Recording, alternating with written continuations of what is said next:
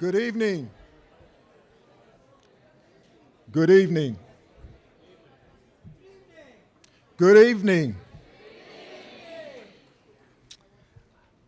My name is Daniel Ash, and I'm the president of the Field Foundation of Illinois, and I have the distinct honor of welcoming you all to tonight's event to support and celebrate the Bright Promises Foundation. Give it up, give it up, give it up. I want to also, in addition to welcoming you all in the room, it's very important that I welcome all of our viewers online because some folks decided to join us virtually, and so they're here with us literally in spirit. So let's give them a round of applause so that we know that they're there.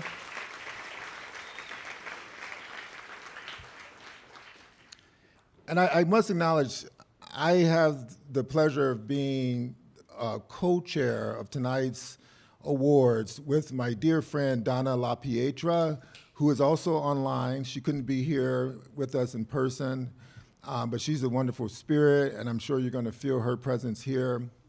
And the Field Foundation also has the honor of being a presenting sponsor for tonight's event.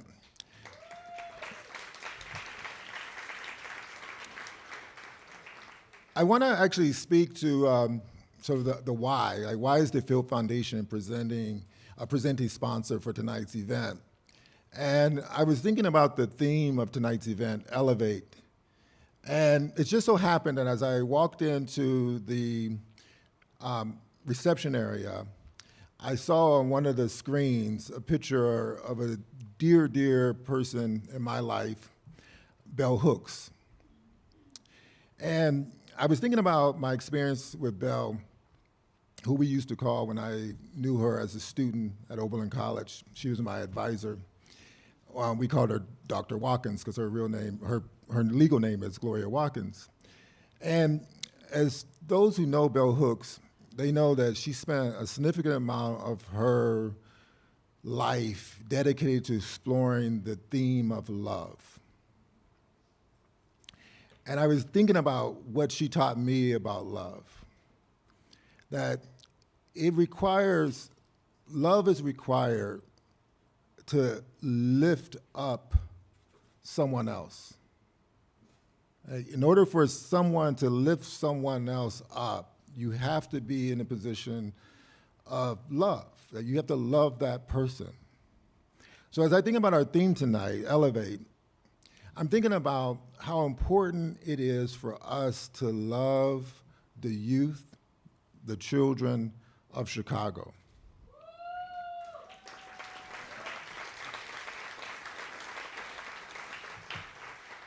We must allow that love, and I believe this firmly, not just to elevate sort of their needs, but we must be committed to elevating and listening to their voices.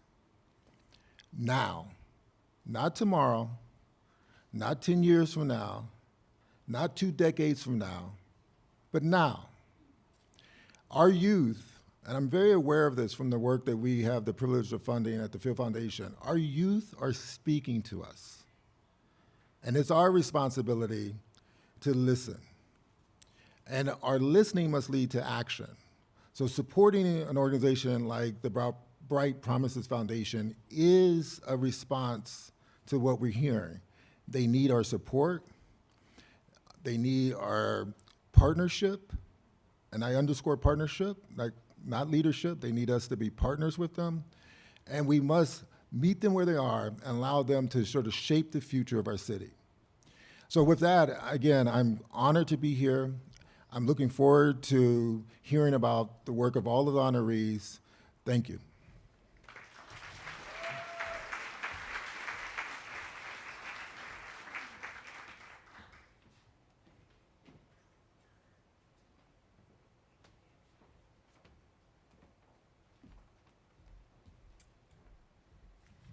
Good evening. Oops, is that better? Yes. Good evening.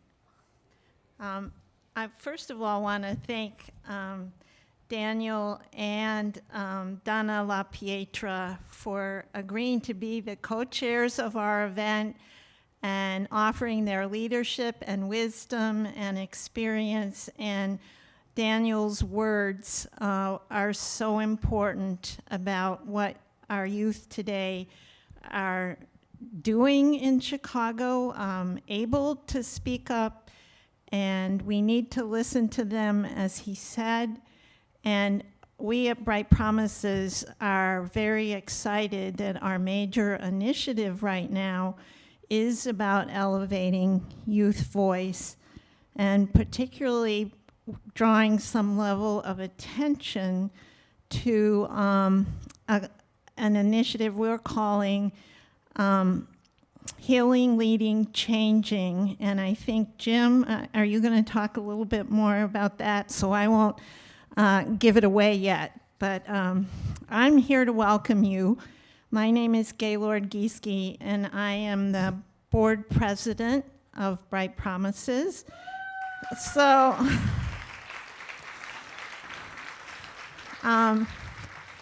please feel my fellow colleagues and absolutely stunning and wonderful board members that are scattered out there and who are terrific partners and committed colleagues for all of us at Bright Promises. On behalf of the board, I'm welcoming you.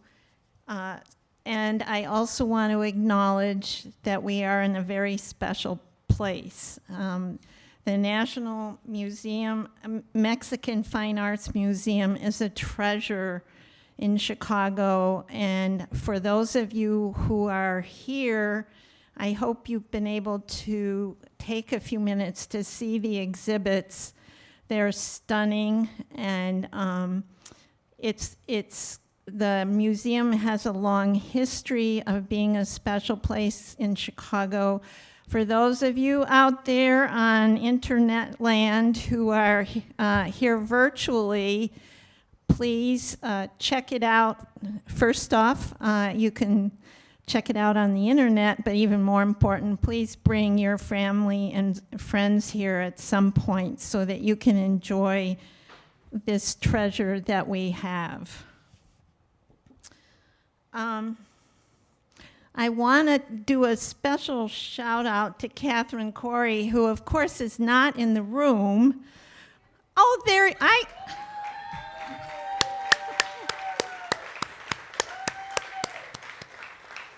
have to confess, I can't see anything because there's this light coming right into my eyes. I guess we're communing here, so I can barely see. And Catherine, I'm glad you're here. And Catherine is the reason we've been able to all be here together and enjoy all of the wonderful food and the place and the people and the youth.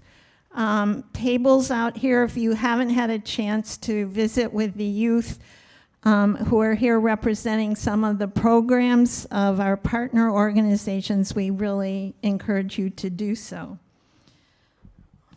I've had the privilege of working in the not-for-profit sector for many decades, focused on children and youth.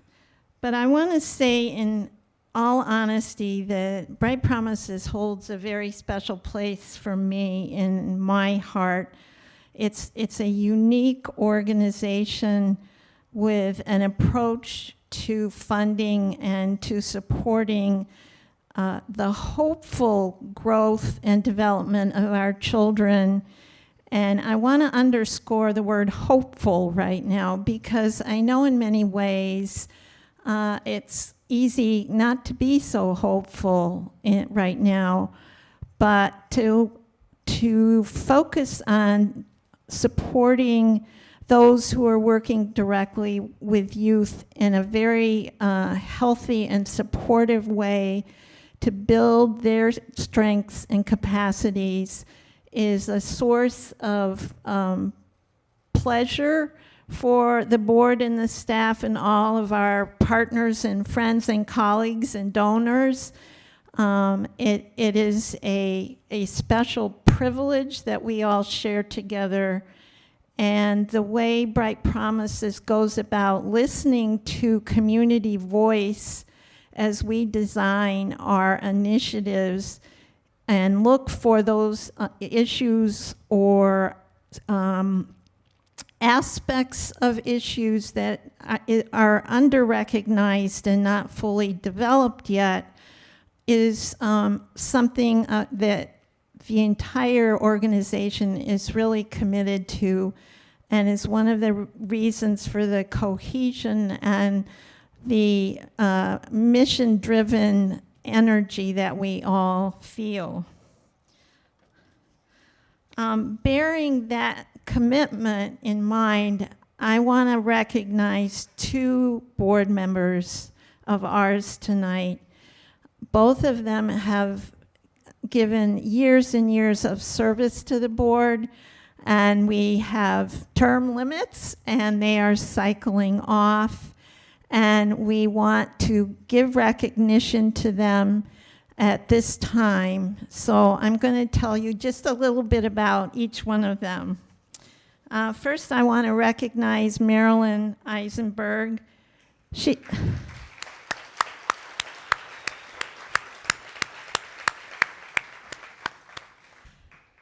Marilyn was the co-founder of the Chicago Children's Museum, and Marilyn joined the board 13 years ago in 2009, and she has served as board vice president. She's also served as the chair of our fundraising committee and on many other board committees, and chaired many special events, which Marilyn is also quite a wizard at.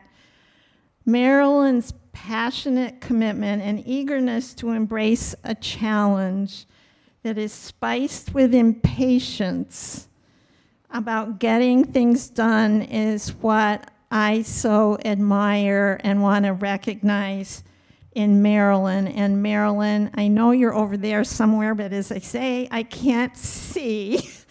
And I will miss you greatly. So the next person I want to recognize is Shari Runner, and I think, Shari, you're right here.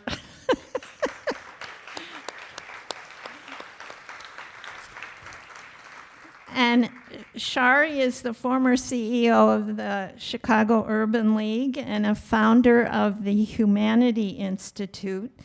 She joined the board of Bright Promises in 2010 and is leaving us after 12 years. Shari is a former board president.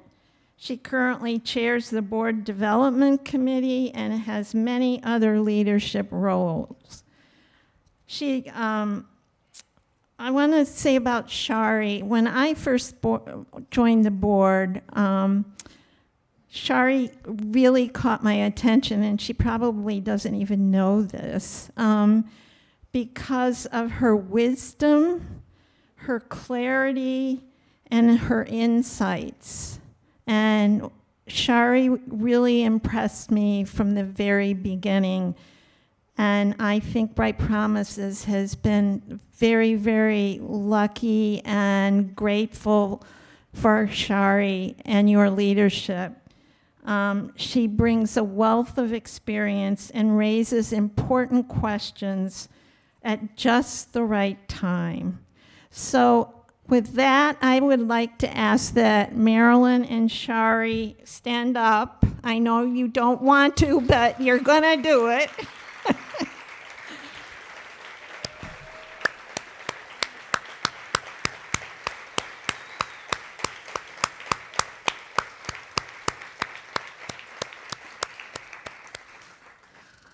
And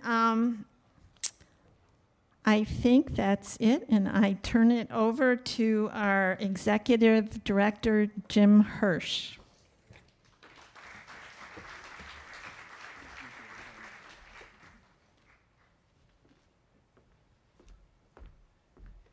All right, good evening, everybody, and welcome tonight. My name is Jim Hirsch. I'm the Executive Director of the Bright Promises Foundation since January of this year. So it's like being here for the last 15 or 20 years.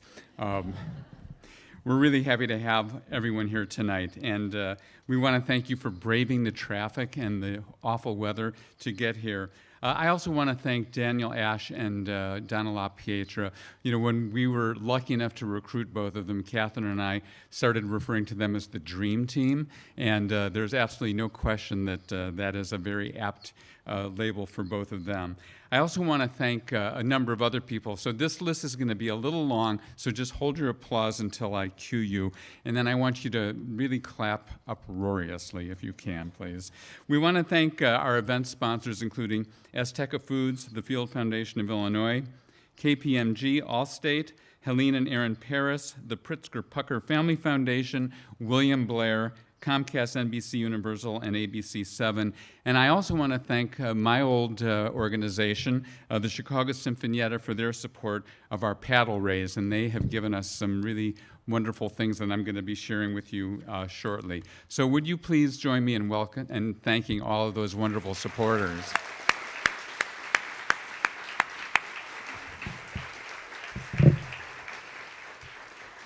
So tonight is a celebration of the people and organizations who are working together with Bright Promises to ensure that we cultivate the bright promise within every young person.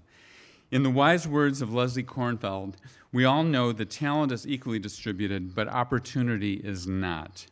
Our mission is to create opportunities for every young person, especially those who have been historically and systemically denied those opportunities to reach their full potential. For those of you who are just getting to know Bright Promises Foundation, I want to share a little bit about who we are and what we do. We were founded in 1869 as the first agency chartered by the state of Illinois to advocate for the care and protection of vulnerable children. We employ an innovative and flexible, timely grant-making model that asks experts and community members to identify the most urgent and under-recognized issues impacting our youth. This enables us to address pressing issues many funders are not even aware of and the needs that exist, including those like social-emotional learning, early childhood education, and childhood trauma caused by racism. Our support has raised awareness of these issues and provided early investments in our partner organizations who are doing truly groundbreaking work. Most of all, these investments have helped tens of thousands of children and youth overcome some of the challenges that they face.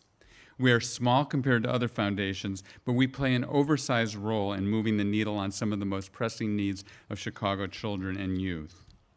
Hopefully you had an opportunity to meet some of the incredible young people who were out there during the cocktail reception and who are representing their organizations and communities. We want to give you an opportunity to hear from a few more exceptional young people. So please enjoy this short video featuring Bright Promises community partners and some of the young people who inspire the work we do every day.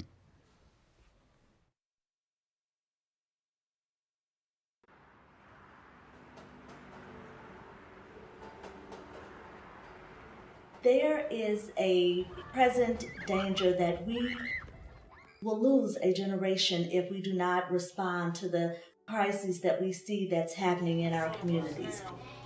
Children and youth growing up today are even more at risk than I have ever seen them. And it is our challenge and obligation to meet the urgency of the moment and act upon it. It's time for us to elevate their voices so that we know their stories. It's time for us to elevate the work that we do as individuals. We need to elevate awareness of this issue so that people from all over our society can be part of the solution.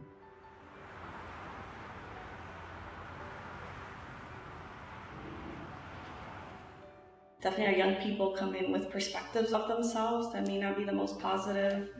Is that all that we could kind of think about for food access? Even having the metal detectors, right, when they come into the school and already having this sentiment of, I'm doing something wrong already, just by my presence. We're kind of taught to just like ignore these problems in our community and just kind of like brush it off like it's normal. Because I feel like a lot of like the adults kind of just brush it off too. They probably would have just thought, you know, oh, that's too bad, like, the adults in this community should do something about that and like move on. But through this program, I've learned like how to make change.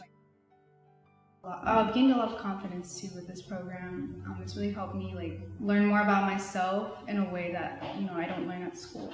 Seeing them feel comfortable in owning their own power and owning their community really, and being experts in something that they've always been experts in, but now they have the language to do it. It's been very empowering, just even as an organizer, right, to continue. The youth that are from Chicago are no different. They are absolutely no different. They are coming from families that have that same grit, that are doing the best that they can, and are now taking the torch to do even better and to provide even more and to put themselves in position intentionally to be able to give back. When people say create change, change the world and stuff, I feel like that's such a large scale, but I feel like it can go as small as a scale. It's like leaving somebody with that one just memory, or what we call a lollipop effect, that just one lollipop moment that you may not think is a big deal, but it can mean a lot to that person. My mom would call me an activist at different times because I'm in a lot of different programs that deals with speaking our voice and our opinion and what we need to stand on. I would describe myself as a person who advocates for others. I think that I see a lot of potential within my community. Obviously I see the beauty of it, but I feel like there's a lot more that we could do. They are definitely change makers within their family, within their friends, within their society. I think it's extremely important for adults to see themselves as adult allies, whether you have children, whether you work with children, as taxpayers, as employees, as no matter what position you have, we are all connected to the youth. We believe at Bright Promises that everyone can play a role. We like to help people find a way to play that role, and we urge all of you who are here tonight to really help us build the energy and the commitment it's going to take. The work that we're doing today is creating a positive impact on the world that they will live in tomorrow, and that they will be able to stand on our shoulders and take this work even further. Here at Bright Promises, we are leading that charge. We have taken up that mantle, but it takes each and every one of us. Our model really is about creating partnerships with our grantees. It's about, again, elevating the voices of the clients, of the youth that we're serving, elevating the voices of the experts who we're working with, and thereby hopefully empowering many, many people to be a part of the solution. You might think, oh, you're a child, you don't have a place to say, I'm an adult. Sometimes kids and teenagers have a lot of things to say.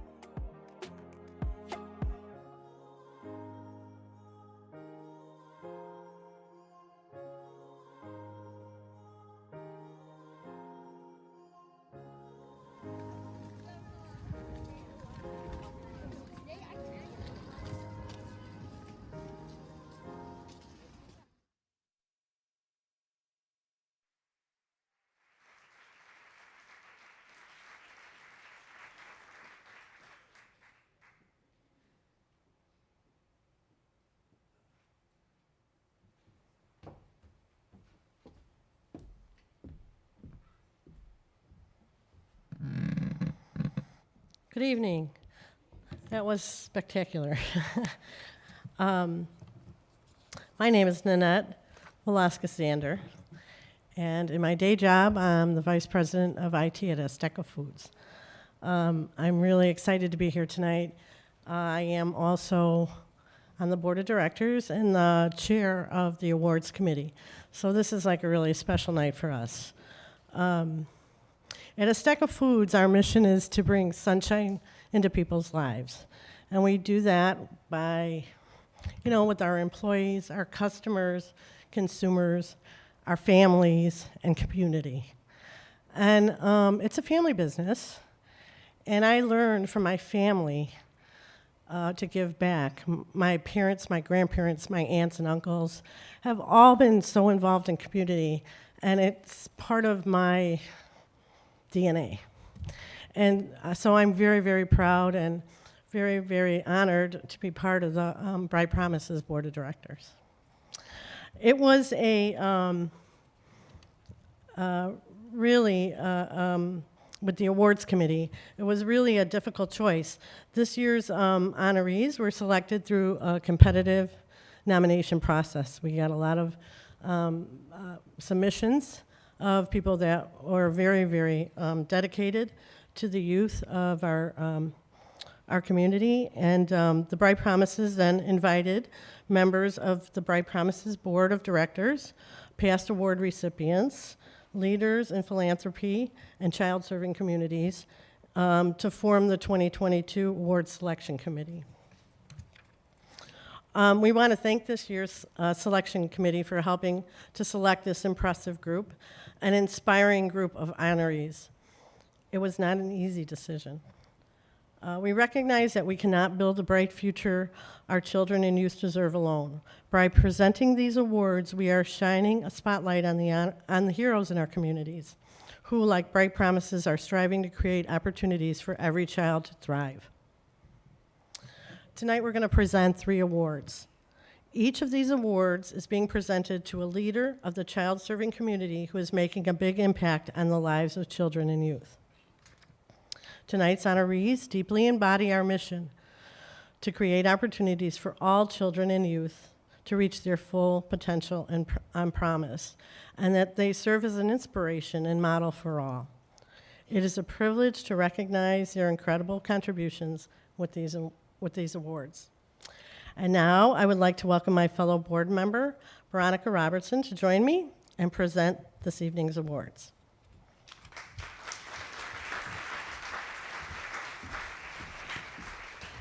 Thank you, Nanette. Good evening, everyone. It is so awesome to be here amongst you all today. You know, it rained all day long, but I promise you, y'all brought the sunshine tonight. This is a fabulous crowd, and I'm delighted to be a part of it.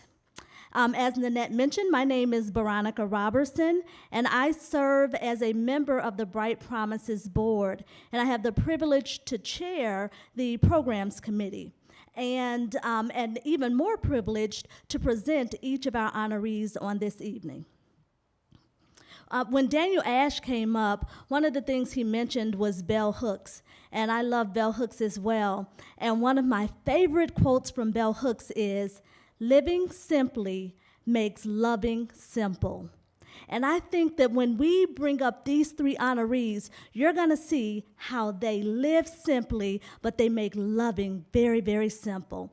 They love what they do. They love the work. They love those that they are serving. And they are all so deserving in their own way. First, we will present the Lifetime Achievement Award to Ms. Kathy Krieger. She's recently retired. Yes, give it up. Absolutely. Absolutely. She's the recently retired Executive Director of Children's Place Association. And Kathy, can you please join me on the stage? And as she's coming, I'm going to read a little bit about what Kathy has done. Kathy! When she was hired in 1990 as the chief executive of a new charity, Kathy was charged with forging a response to one of the most feared health issues of the time, that being HIV and AIDS. Under her leadership, the Children's Place Association became the Midwest's first facility to provide housing, 24-hour nursing, and social services to children with HIV-related conditions. As a result, under Kathy's leadership, Children's Place Association has provided life-changing services for thousands of Chicago area children for over 30 years. Yes, and I'm here for it, absolutely. And in 2008, she launched the Children's Place International, bringing this holistic model to vulnerable children in developing nations as well. With more than 4 decades, and I don't know how that's possible, she looks 32, With more than 4 decades of guiding leadership and inspiring impact, Kathy truly embodies the lifelong dedication to serving our youth honored by this award. So please join me in welcoming Kathy to the podium to accept this 2022 Lifetime Achievement Award.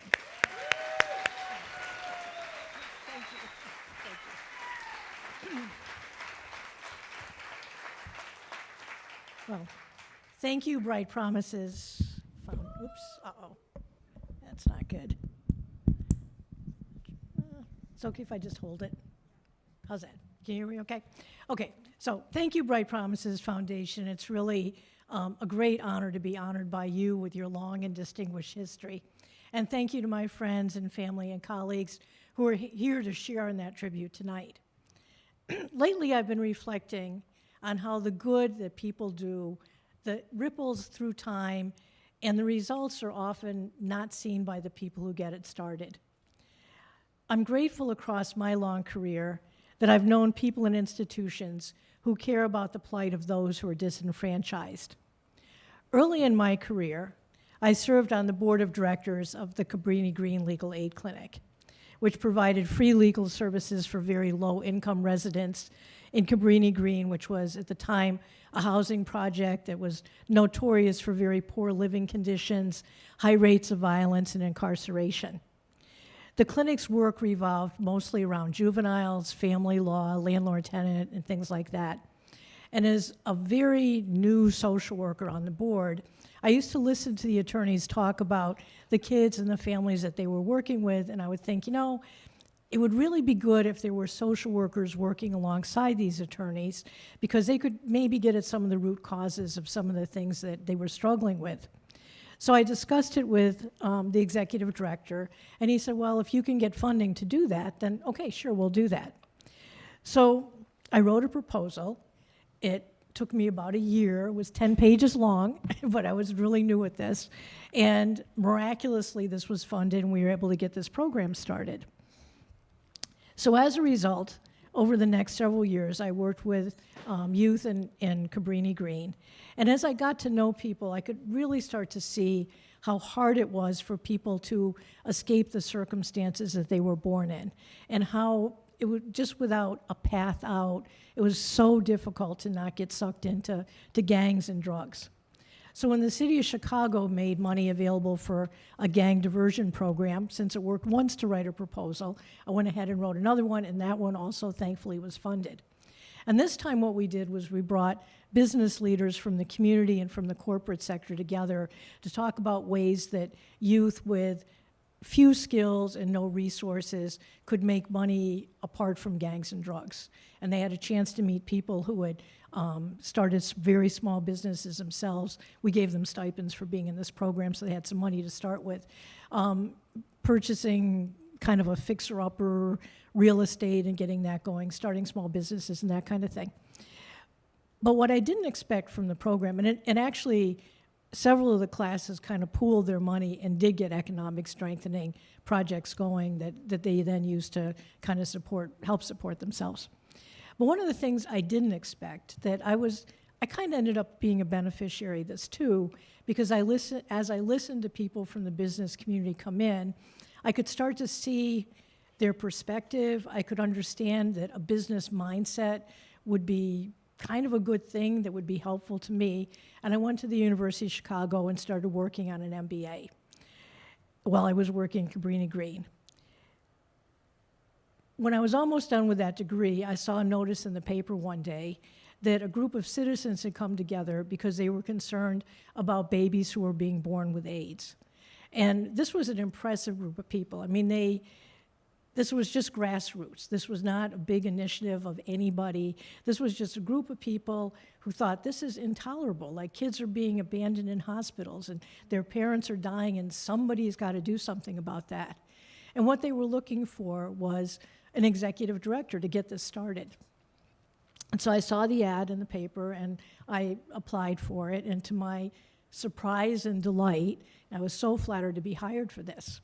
And it was a great opportunity to just take the things I've been doing and then begin to sort of apply that to a group of kids who who God knows really needed all the help that they could possibly get. I can say that leading Children's Place was really the opportunity of a lifetime. But I also have to mention that this is so the work of an army of people, of the board members who were committed to this and got it started, of the families and their voices in the project, of staff, of volunteers, and of course of donors. It was really just an amazing thing to see over the years. I'm also proud of some of the initiatives Children's Place has done more recently. We've started a Child Thrive program. I keep saying we, and you have to sort of forgive me on this. I retired in January, but it still kind of feels like we. But anyway, started a project recently in West Humboldt Park, Child Thrive, to really take one of the hardest hit communities in the city and try to make that a great place for kids by convening and listening to community voices, and then beginning to tackle some of the health issues, health disparities, and violence, and other issues that people are dealing with. Earlier, I noted that it's hard sometimes for people to see the results of the good that they started. And when I was given this award, I realized that first proposal I wrote was funded by the Illinois Humane Society. And without that, my whole life would have gone in a totally different direction. You helped all the people that we said we were going to help, but because of that, it was possible to get that started. It was possible to start down a path where ultimately I ended up at the Children's Place Association. So I thank all of you so much for that wonderful opportunity and for the chance to say this good thing that you probably couldn't have imagined, I couldn't have imagined, really happened because of a wonderful thing that Bright Promises did back when you were the Illinois Humane Society. So thank you all very much.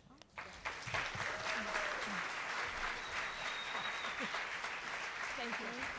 Thank you.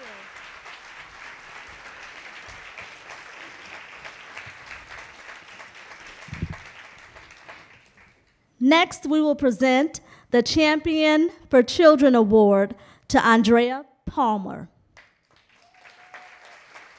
Ms. Palmer serves as the program officer for the Pritzker Family Foundation's Children Initiative. Andrea leads the Family Foundation's strategy to address the needs of expectant mothers and newborns with the goal of reducing the number of preterm births and the evident racial disparities that exist in birth outcomes. And that's absolutely wonderful. Absolutely wonderful. Before joining the foundation in 2019, she served as the chief of the Illinois Department of Public Health's Division of Maternal, Child, and Family Health Services, where she oversaw the state's infant mortality reduction initiatives, regional perinatal health services, school-based health centers, and adolescent health programs. For more than 30 years, she has advocated for Chicago's infants, toddlers, and children, as well as their families. She is steadfast in her commitment to identifying and dismantling those systems and practices that jeopardizes the outcomes of children, and to creating the environment, institutionally, interpersonally, and structurally, for children to thrive and to grow. We are honored to recognize her vision and her leadership tonight.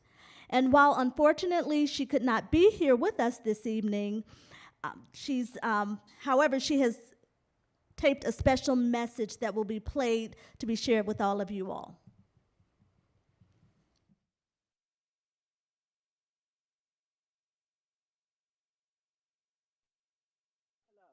And thank you for having me. I'm honored to be recognized this evening.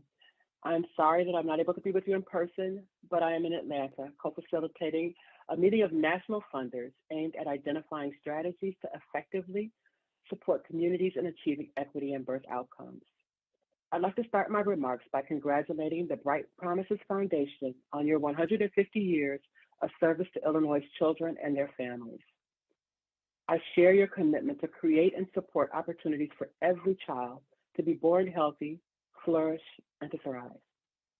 Science tells us that if we can assure that birthing people are as healthy as possible entering into pregnancy and receiving the right support and care during the prenatal period, the child is more likely to be born healthy.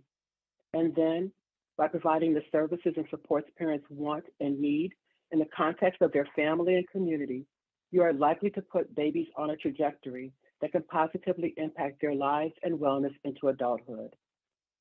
Evidence shows us that when we invest in the first 3 years of life, beginning prenatally, infants and toddlers become healthy children who are confident, empathetic, and ready for school and life. And our communities, workforce, and economy become stronger and more productive. Like you, I know that actualizing this vision is hard work. We've been at it from our unique perspectives at the local, state, and national levels for decades. But I'm heartened by the recent shifts in the conversation from a top-down approach to one that elevates families and communities into the conversation, recognizing that they are in fact the experts whose voice needs to drive our work to dismantle the racist structures and systems that have intentionally held families down, and to replace them with the systems that elevate and activate parents' power to provide the supports they want and need for their children to flourish and thrive. I know I'm preaching to the choir, and that we're all on this journey together. So with that, I will end by saying that I am deeply honored and grateful to be recognized as your 2022 Champion for Children. Thank you, and good night.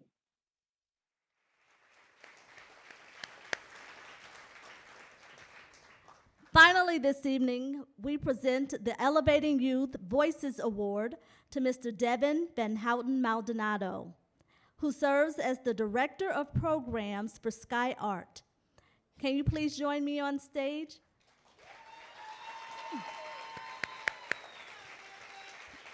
And as he comes, I will give you a little bit of information as to why Devin is so deserving of this award.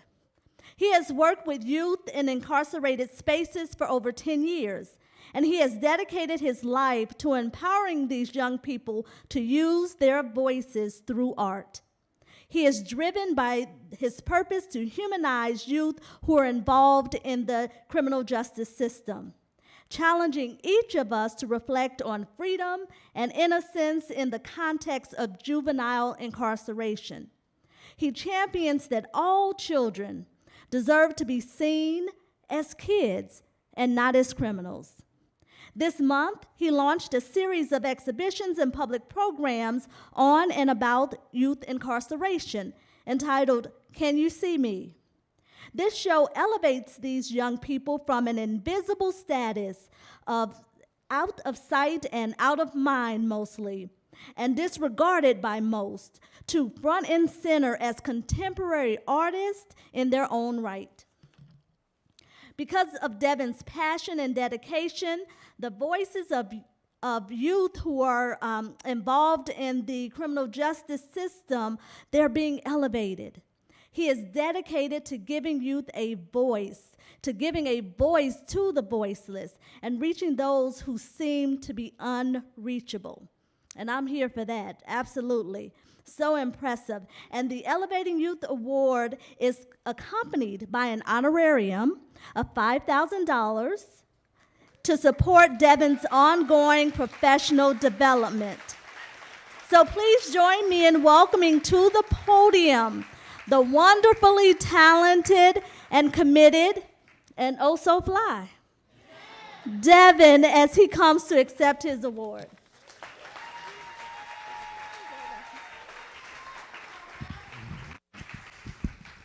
Thank you so much.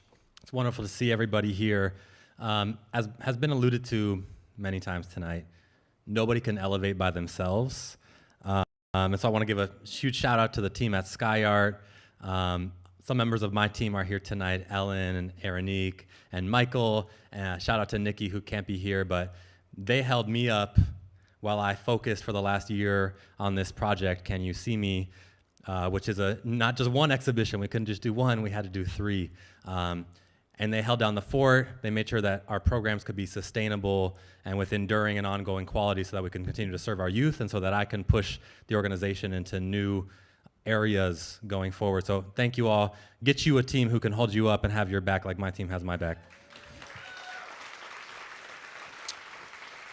Also, a huge thank you to Sarah Ward, SkyArt CEO and founder, who nominated me for this award.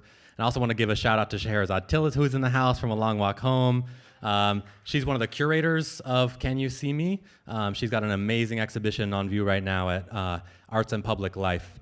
The exhibition is at 3 spaces, Arts and Public Life, Weinberg Newton Gallery, and at SkyArt. The final opening's happening this Friday at SkyArt. And I also want to just give a shout out quick to our youth out here. Real Youth Initiative. These are young people who are directly incarcerated, directly impacted by incarceration, have direct experiences of incarceration, and they saw that this system was messed up and they started their own organization to do something about it, and we need to support that kind of initiative. We need to give those youth the resources that they need to organize themselves. So Denzel and Destiny are actually going to be joining us next week for a panel next Friday, November 4th at Weinberg Newton Gallery, bringing together various voices. We felt like it was really important to have actual youth voices in this programming. So this award is for elevating youth voices, and it's truly an honor. But at the same time, I feel like elevating youth voices, listening to kids is just something we should do. It shouldn't really be something special, right?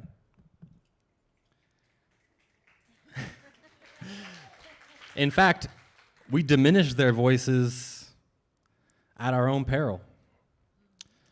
To diminish the voices of the youth today is to diminish our own future, what we believe is possible for the next generation and even for ourselves. Because anybody who has kids or who works with kids knows that they grow up quick and that hurt people hurt people. I'm sorry for folks who've heard me say this a million times the last couple weeks, but I'm going to say it again. Hurt people hurt people. And we've got a lot of kids who are hurting out there, and they need to be listened to. They need to be lifted up, not criminalized, not punished, not victimized, because all kids deserve abundance. Shout out Trap House Chicago. All kids deserve innocence. And we know that our poor Black and brown communities are over-criminalized from the time they come out of the womb, through the foster care system, through poorly funded education, all the way through to incarceration. They are never given the opportunity of innocence that all children deserve. And that's on us. That's on us as a society. The way that we invest in our children today says everything we need to know about what we believe about our future tomorrow. And this, you know what else we need? We need, all of us need, the inherent creativity, the explorative nature, the inquisitiveness that kids possess naturally, right? And unfortunately, as adults, we often fall into the trap of becoming less creative, less inquisitive, more averse to the unknown, right? All these responsibilities, all these things we're supposed to do. And our outdated education system for the last 100 years has done a really bad job of teaching these skills of critical thinking, of creativity, of problem solving, of social emotional learning, of empathy, of connection. Art and creativity and experimentation and free choice, that can't only be the territory of the rich and privileged. At SkyArt, we propose that we all need to be able to think like artists. Indeed, for as long as there's been art, artists do their best to be more childlike, to be more intuitive, to be more experimental, to imagine the impossible. And at SkyArt, rather than trying to teach that to kids, we're simply trying to preserve that. And I want you all to try to rescue some of that in yourself. We need to preserve and protect the creativity that our kids are born with. And it turns out that that creativity and that expression can also help us heal. So I'm going to propose something that sounds radical, but it's not radical. When we flip the script and we recognize students as teachers and teachers as students, and we not only elevate youth voices, but center their perspective in our future, we might even save ourselves. Thank you. Please check out Can You See Me? It's on view right now until December 17th. You can find out more information at canyouseeme.art. The show is up at all 3 locations. Sky Art's opening is happening this Friday from 4 to 7 p.m. That's in South Chicago. Lots of opportunity to see amazing artwork by our incarcerated youth alongside work by well-recognized and famous contemporary artists. So please check it out. Thank you all so much.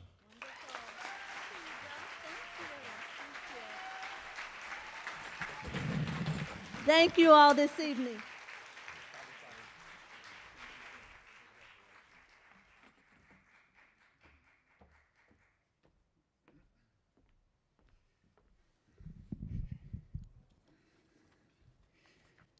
All right. Got to find the right place in the script here so I don't. That was really, really inspiring, and I want to invite all of you to give a really very loud and prolonged applause for the 3 honorees, Kathy, Devin,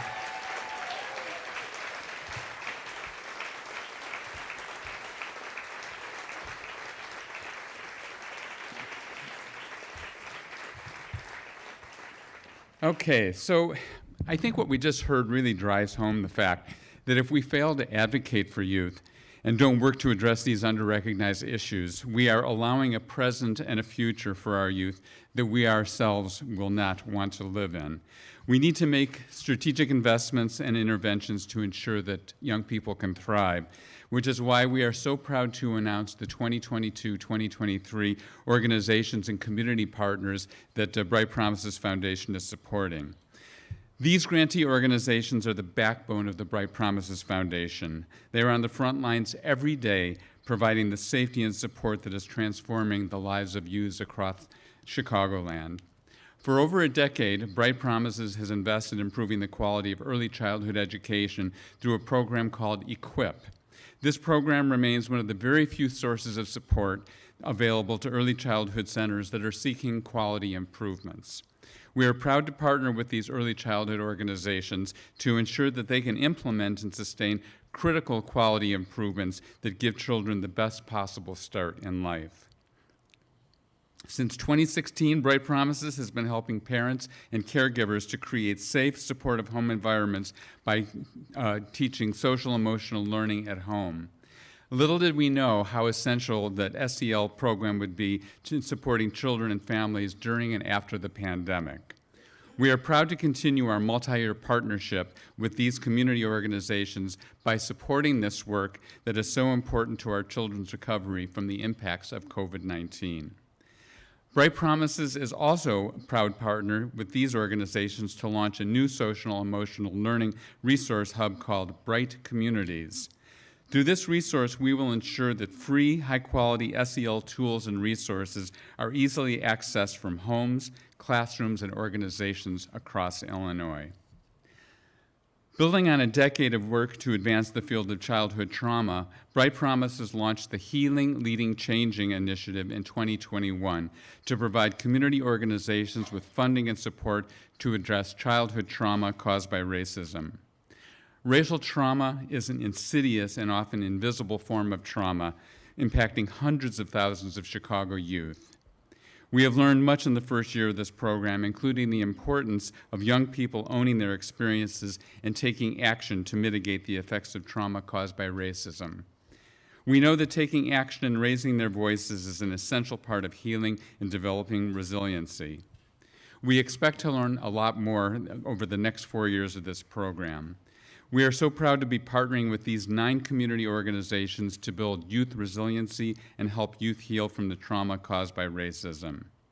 We are also proud to introduce the Bright Promises Youth Council. Led by a youth council guide, this group is comprised of outstanding youth leaders representing each of our community partners who are helping to guide and improve this initiative.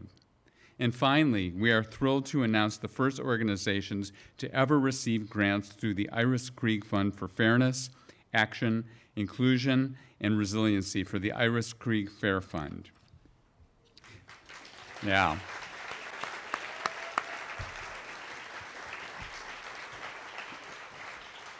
This fund was formed upon the retirement of former Bright Promises Executive Director Iris Krieg by a group of friends and colleagues who are dedicated to helping Bright Promises secure Iris's incredible legacy of impact.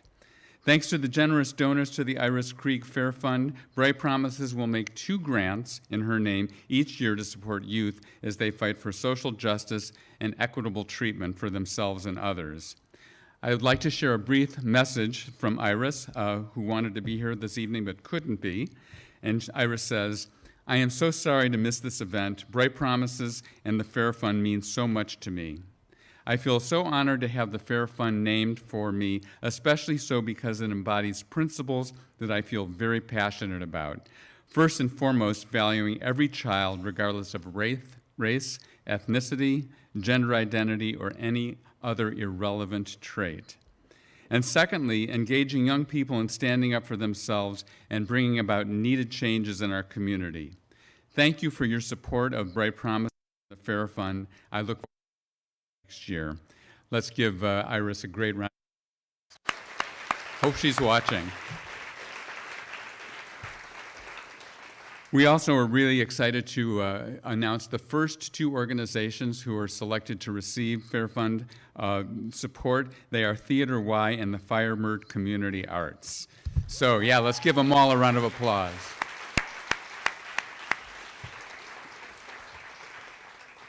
The young people who we serve are really exceptional, as you've heard tonight and you've met out there, but they are not the exception. Across Chicagoland, there are brilliant young people waiting to lead us into a better, brighter future. As you heard from our community partners early tonight, these young people need adult allies who will listen to them and help lift them up. We want you to hear from one more group of amazing youth leaders about what your support tonight might mean.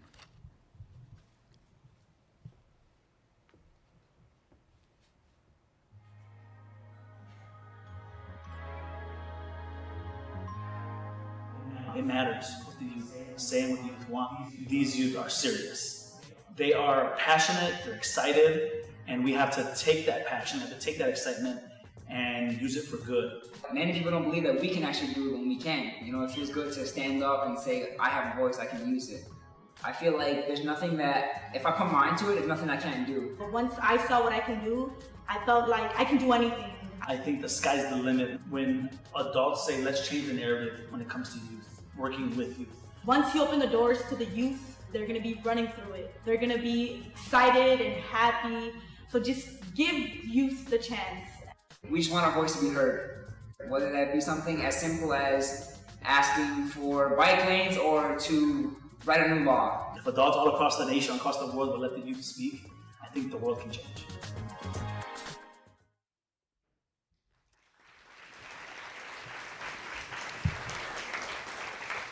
Bright Promise is really working hard and committed to elevating our impact.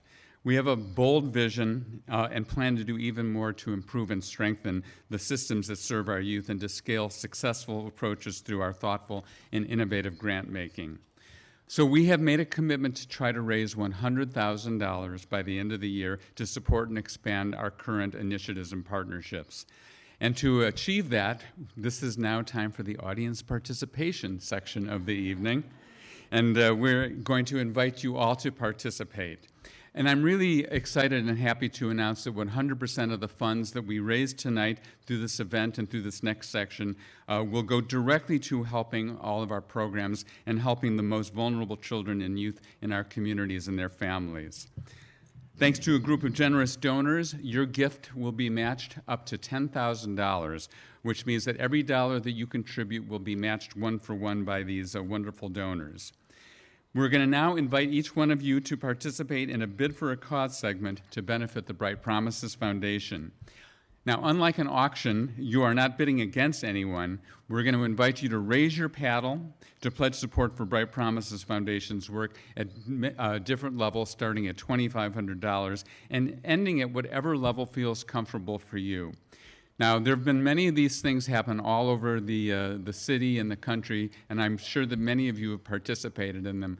But I've never known one event like this where 100% of everyone in attendance donated, and I think tonight we can set that record. So we're going to invite you to do that. And it'll really help if you make a lot of noise when we get to the various levels to really get the excitement going here. So the first thing is I want to show you what your paddle looks like. And I brought mine up here. So you all have one of these. If you would now find the paddle that you were given and hold it up, and if you don't have one, raise your hand and we'll get you one. Can you all raise your paddles? Thank you. Get used to doing that, I hope. So when I open a donation level that you would like to pledge at, all you have to do is hold your paddle up and hold it until I call your number. We have spotters around the room who will help me see the paddle raise and what your pledge level is, but do keep it up until I announce it. So let's just practice for a second. And again, everyone hold up your paddle. So when you hear I call your number, then you can lower your paddle, 158. So you could lower your paddle. Now, when you hear me call your number, yeah, please lower your paddle, and we'll do the best we can to capture every pledge. However, for some reason we don't get it, there is a QR code that is printed on your paddle, and you can use that to fulfill your pledge, or there's going to be a table right outside that door as you exit after this program is over. So for everyone joining us virtually, you too can join by using the QR code. Let's get started. Before we do, though, I want to thank Chicago Sinfonietta, my old organization. They have donated 50 pairs of tickets to the first 50 people who raise their paddle at any level. So those will be 2 free tickets that the first 50 people will earn tonight, and we want to thank them. It's a pair of free tickets to any of their 2023 concerts. Now, because I'm asking all of you to contribute, I am going to raise my paddle at the $1,000 level, just so that you know that I got skin in the game, too. So with that, we're going to go pretty fast here so that we can get back to drinking and enjoying the party. So let's get started. Our first bid for a cause level is $2,500. Now, if 4 of you raise your paddle at that level, it will underwrite an entire year of programming by one of our community partners. Oh my God, we're already starting. Thousands of young people at this level will be helped. So anybody would like to join at $2,500, raise your paddle. I see 241, 158, 149, 199, 135. Am I missing anybody? Did I get everybody? All right. It would also help if we took the house lights up just a tiny bit so that I can actually see into the audience. Not too much, just a little bit more. Thank you guys so much. Give them a round of applause. $2,500, that equals $5,000 for each person. Our next level is $1,000. Our youth council is led by a youth council guide who plays a critical role in guiding young people towards understanding and healing from childhood trauma. It's important for young people to have caring adults who are allies in helping them.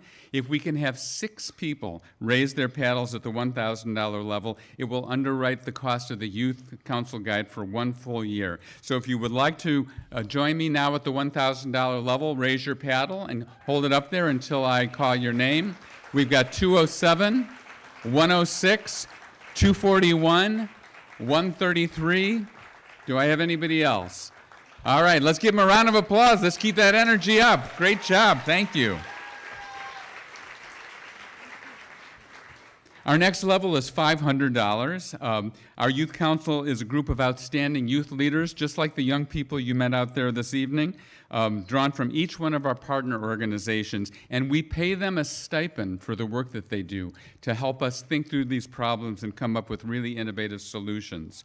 If we can get 12 people to raise their paddle at this level, you will underwrite the stipends for 12 youth leaders for all of 2023. So $500, raise your paddle now. I've got 210, 169, 241 again, 131, 201, 238, 245, 113, 179, 173, 211, 218, 141, 221, 203. Is that 111? Yeah. 215, 138, and 205. Yeah, that's huge. Great job, everybody. Our next level is $250. Bright Promise is always looking at new ways to improve and expand access for children and families to the programs and services that address their unmet needs. That's why this year we launched the Bright Communities online portal that will share these really critical social emotional learning techniques so that caregivers as well as teachers and parents can use them. At this level, if we can get a number of people, we can really add even more content to this website that is launching actually I think in the next couple of weeks. So if you would, raise your paddles now at the $250 level. I've got 209, 208, 241, 122, 124, 144, 222. Keep those applause coming. 104, 134, 107, 228, 191, 117, 182, 174, 147, 150, 234, 244, 177, 240, 206, 129, 159, 202, 110, and I can't actually see that. What's the number? 315. All right, let's give it up for that. The 250s. You guys are doing great. Our next level is $100. Donations at this level will enable us to provide capacity building to support to the early childhood organizations that we mentioned earlier today. The importance of early childhood education is clear. If a child is already at a disadvantage before kindergarten, they are much more likely to struggle throughout their lives. Support at this level will help provide low-income children ages 0 to 5 with strong start in life that they need and deserve. So at the $100 level, raise your paddle now.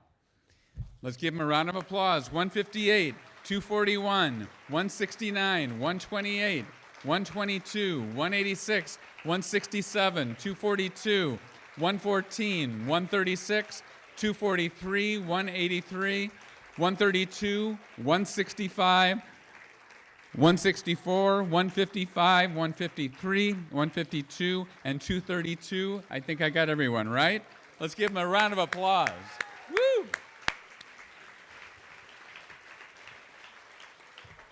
Now, anybody who has not participated yet, feel free to do so at any level. You don't need to raise your paddle. Just use the QR code or go to the fulfillment table at the end and make a gift at any level that is comfortable for you. We appreciate every dollar that we're raising tonight. I want to thank the generous group of donors. Your donation this evening will be matched dollar for dollar up to the first 10,000. So, we're just about finished here. Thank you again. For some of you, tonight is the beginning of this conversation, and we invite you to continue to be a part of creating the change our children deserve by becoming members of the Bright Promises Foundation family. In the days and weeks ahead, we will invite you to participate in a number of other ways, including volunteer opportunities, free webinars, and more. Just make sure to keep your eyes on your inbox because we will be sending you messages about some of the things that are coming up. We would once again like to thank all of tonight's sponsors for their generous support. Our incredible board of directors, what an amazing group of people we have on this board. They work so hard, they are so generous, and they are so smart about helping us form our policy. Let's give a round of applause to the Bright Promises board of directors.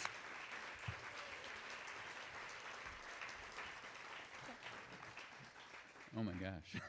I also want to thank our staff. That's Catherine Corey, if you haven't met her. She is a force of nature. And she has pretty much single-handedly organized this entire event tonight. Catherine, you are a baller. We also want to thank the volunteers. A huge thank for our Dream Team co-chairs, Daniel Ash and Donna La Pietra. And special thanks to the National Museum of Mexican Art for hosting us, and the wonderful catering staff for the work that they did. We invite you to stick around and enjoy another drink, but do please visit the fulfillment table right out there on your way out. And thank you again for your generosity, for your belief and support of this organization, and for being here with us tonight. Oh yeah, and what was it? So we just raised $24,500. Thank you guys, good night.